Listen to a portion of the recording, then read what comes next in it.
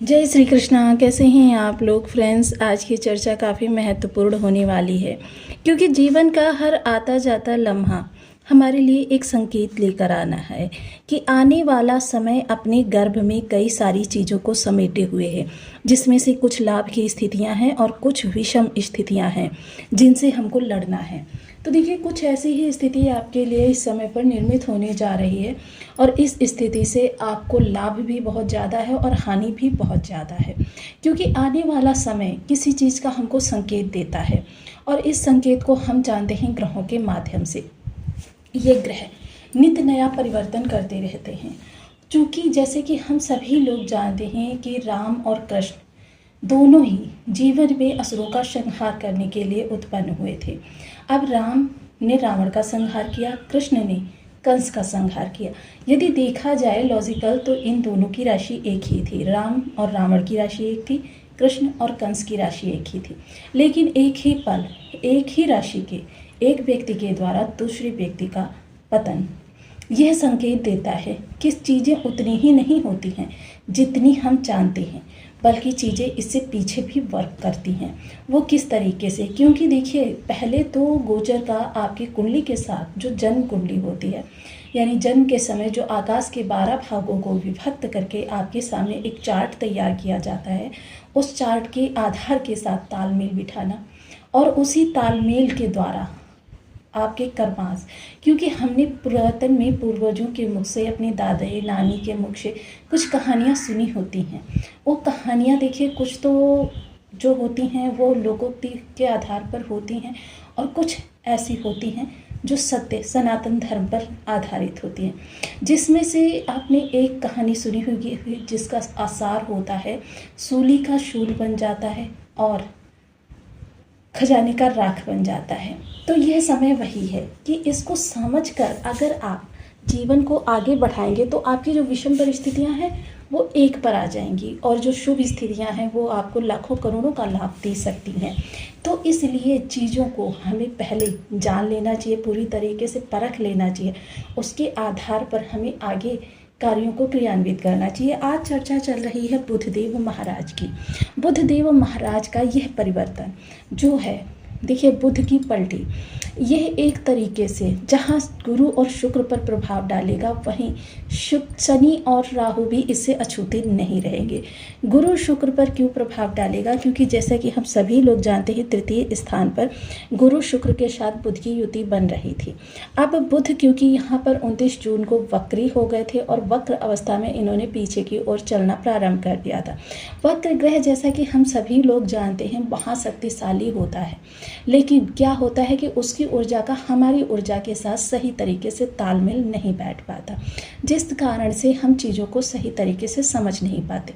बुध जो फाइनेंस को दिखाते हैं और साथ ही साथ बुद्धि का भी प्रतिनिधित्व रखते हैं। अब शुक्र और गुरु के साथ उल्टी चाल चलते हुए इन्होंने अपना राशि परिवर्तन किया। राशि परिवर्तन करके आ गए हैं धन भाव में, स्वराशि के हो गए हैं। अब स्वराशि के हो गए हैं तो देखिए, आप एक प्रश्न मन में उठता है कि पिछले समय में भी तो बुध इसी स्थान पर थे। तो हाँ, पिछले समय में और आपके समय में जमीन आसमान का अंतर है।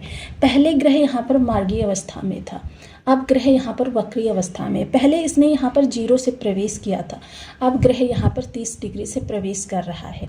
साथ ही साथ बुध का जो नक्षत्र होगा वो पुनर्वसु नक्षत्र होगा, जो सकारात्मकता की श्रेणी में पुनःवास, यानी कि आपकी चीज़ें जो विषम तरीके से खराब हो गई हैं या जिसको किसी कारणवश डिस्ट्रॉय कर दिया गया, उन चीज़ों को अब यह सही करने की स्थिति में आएंगे। वहीं दूसरी चीज़ क्या होगी कि पिछले समय में इन्होंने 0 से प्रवेश किया था, अब 30 डिग्री से प्रवेश कर रहे हैं और साथ ही साथ अब इनकी युति जो बन रही है ग्रहों के राजा सूर्य के साथ बनेगी। अब सूर्य के साथ जब युति बनेगी तो प्रारंभिक अवस्था में ये बुधादित्य राजयोग का प्रभाव देंगे। अब बुधादित्य राजयोग, क्योंकि देखिए अगर सूर्य की डिग्री को देखा जाए, सूर्य की डिग्री 22 डिग्री की है और यहाँ पर 30 डिग्री से प्रवेश कर रहे हैं बुधदेव महाराज। अब जब ये 30 डिग्री से प्रवेश करेंगे तो इन दोनों ही ग्रहों के मध्य में डिग्री का डिफरेंस जो होगा वो 13 से कम का हो जाएगा। अब बुध वक्री अवस्था में चलेंगे, यानी कि 30, 29, 28, 27, 26, 25 और सूर्य 22, 23, 24, 25। इस तरीके से जैसे जैसे इनका डिफरेंस जो बढ़ता चला जाएगा वैसे वैसे ये स्वतंत्र प्रभाव देना प्रारंभ कर देंगे। अभी वर्तमान में इनका जो विशेष प्रभाव है वो आपको यहाँ पर देखिए बुधादित्य राजयोग का ही प्रभाव मिलने जा रहा है। धन भाव से बुधादित्य राजयोग का प्रभाव, वो भी सशक्त अवस्था में पुनर्वसु नक्षत्र के अंतर्गत। तो काफ़ी चीज़ें इस समय पहले की अपेक्षा अब चेंज होती हुई दिखाई देंगी और बुध वापस से अपने स्थान पर आए हैं। जैसे मैंने बताया कि चीज़ों को समझकर आप वर्क करेंगे तो लाखों करोड़ों तक का लाभ हो सकता है, और अगर नहीं समझेंगे तो यहाँ लॉस की स्थिति भी बन सकती है। तो बने रहिए हमारे साथ इस वीडियो में, एंड तक आपको बहुत कुछ जानने के लिए मिलेगा। वीडियो बहुत ज्ञानवर्धक होने वाला है। यदि आपकी लग्न में कुंडली के प्रथम भाव में 2 नंबर बना हुआ है तो ये राशिफल आपके लिए। कुंडली में कहीं भी चंद्रमा के साथ 2 नंबर बना हुआ है तो ये राशिफल आपके लिए। कुंडली ना होने की स्थिति में आप इसे नाम राशि से भी देख सकते हैं। यदि अभी तक आपने अपने इस चैनल को सब्सक्राइब नहीं किया है तो प्लीज़ सब्सक्राइब कर लीजिए, वीडियो को लाइक कर दीजिए, चैनल को शेयर कर दीजिए। इससे होगा क्या कि हमारे आने वाले हर वीडियो की नोटिफिकेशन मिल सकेगी आपको सबसे पहले। एक प्यारा सा कमेंट करना बिल्कुल ना भूलें। कमेंट से हमें बहुत मोटिवेशन मिलता है, हौसला मिलता है और ये पता चलता है कि आप और क्या जानना चाहते हैं। सर्वप्रथम यहाँ पर मैं ये बता दूँ कि बुध का एक स्वभाव होता है। बुध का ये स्वभाव होता है जिस ग्रह के साथ होते हैं उसके समान स्वयं को परिवर्तित कर लेते हैं, क्योंकि शास्त्रों में इन्हें शुक्रवार अवस्था का बालक माना जाता है। बालक जैसे वो अपने घर में दादा की नकल देखता है, चश्मा लगाए हुए अखबार पढ़ते हुए, तो वो वैसे ही करने का अनुकरण करता है। सेम वही बुध करते हैं जिस ग्रह के साथ होते हैं। यदि किसी ग्रह के साथ युति ना बन रही हो तो ये राशि स्वामी के अनुसार बनने का प्रयास करते हैं। अर्थात यहाँ पर सूर्य के साथ युति बन रही है तो जाहिर सी बात है कि इस समय हमको कह सकते हैं कि 2 सूर्य का प्रभाव एक साथ एक ही भाव से प्रभावित करने जा रहा है। सूर्य जो शासन प्रशासन के, सफलता के, उच्च पद के और साथ ही साथ आरोग्यता के, जॉब के कारक ग्रह माने जाते हैं। अब यहाँ पर बुध के प्रभाव, क्योंकि बुध किन चीज़ों पर, फाइनेंस को, साथ ही साथ आपकी बुद्धि को, इन चीज़ों को दिखाते हैं, वाणी के कारक होते हैं। अब यहाँ जब सूर्य के साथ इनका तालमेल बनेगा तो सर्वप्रथम वाणी बहुत प्रभावशाली होने वाली है। वाणी इतनी ज़्यादा प्रभावशाली रहने वाली है कि यदि किसी जन समूह को संबोधित करके उसे किसी कार्य के लिए जोश भरा जाए तो फिर आप इस समय पर ये सब करने में समर्थ होने वाले हैं। साथ ही साथ इस समय शासन प्रशासन अधिकारी वर्ग देखिए, लेकिन हाँ इन चीज़ों का ध्यान रखिएगा, जो आप मतलब रिटर्न में कोई चीज़ें कर रहे हैं तो उनको एक नहीं कई बार आपको पुनर्विचार करने की आवश्यकता है। प्रत्येक कालम को ध्यानपूर्वक पढ़ना है और ध्यानपूर्वक पढ़ने के बाद पुनर्विचार करने के बाद तभी आप किसी डील, कॉन्ट्रैक्ट वगैरह को साइन करें। साथ ही साथ देखिए ये समय थोड़ा सा स्टूडेंट वर्ग के लिए भी बदला हुआ रहेगा कि उनका मन जो है थोड़ा सा डिस्ट्रैक्ट होता हुआ देखा जाएगा। किसी इश्यूज़ को, जैसे भूमि विवाद या किसी प्रकार के इश्यूज आपके सामने हैं, तो देखिए इस समय पर किसी इश्यूज़ में पड़ना आपकी परिस्थितियों को और विषम बना सकता है। तो जितना संभव हो सके किसी इशू से दूर रहने का प्रयास करें। लेकिन इस समय पर देखिए सूर्य का साथ है, साथ ही साथ अष्टम पर दृष्टि है, तो इसका सीधा तात्पर्य ये निकल कर आ रहा है कि आपके जहाँ धन के अवसर बढ़ेंगे वहीं परिस्थितियाँ थोड़ी सी आपके लिए क्रिटिकलाइज होती हुई देखी जाएंगी। हालांकि इसमें देखिए पुनर्वसु नक्षत्र का विशेष प्रभाव रहेगा कि चीज़ें बिगड़ेंगी तो, लेकिन फिर आपके लिए सही मार्ग मिल जाएगा।